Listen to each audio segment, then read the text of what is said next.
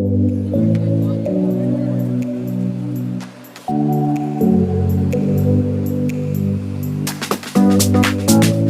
বন্ধুসকল।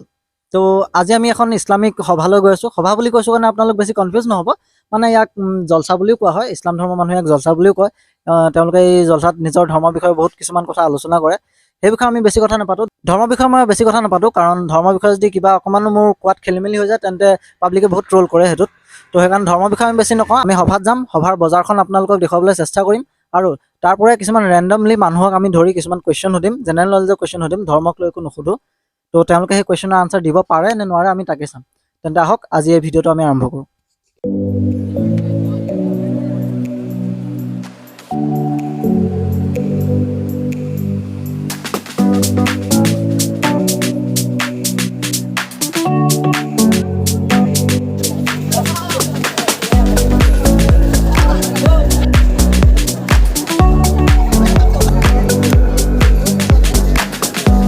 তো আমি বজাৰ ভিতৰতো কাকো একো কুৱেশ্যন কৰিব নোৱাৰিলোঁ। তো আমি ইয়াত আমাৰ এজন দাদাক লগ পালোঁ। দাদা, আপোনাৰ নামটো? মোৰ নাম আবিদুৰ ৰহমান। আবিদুৰ ৰহমান, ঠিকেই। তো আপোনালৈ আমাৰ প্ৰথম প্ৰশ্নটো হ'ল যে ধৰক এখন ৱাল, ৱালখন 8টা মানুহে বনাওঁতে আপোনাৰ এদিন লাগিলে। সেইখন ৱাল আকৌ 16টা মানুহে বনাওঁতে সেইখন ৱাল কেইদিন লাগিব? 16টা মানুহ বনালে কেইদিন লাগিব? 8টা মানুহে সেইখন ৱাল এদিনত বনাই ৰেডি কৰিব পাৰে, বা এদিনত বনাই ৰেডি কৰি দিলে। এতিয়া 16টা মানুহে সেইখন ৱাল কেইদিনত বনাব পাৰিব? অলৰেডি এইটোতো 8টা মানুহ বনাই দিছে, এইটোতো আগতে হৈ গ'ল। 16টা মানুহতো ইয়াত কেনেকৈ বনাব? এইটোতো আগতে অলৰেডি হৈ গ'ল। শাবাছ বেটা। আপোনাৰ লাষ্ট কুৱেশ্যন, শনিবাৰৰ পৰা দেওবাৰলৈকে কেইদিন?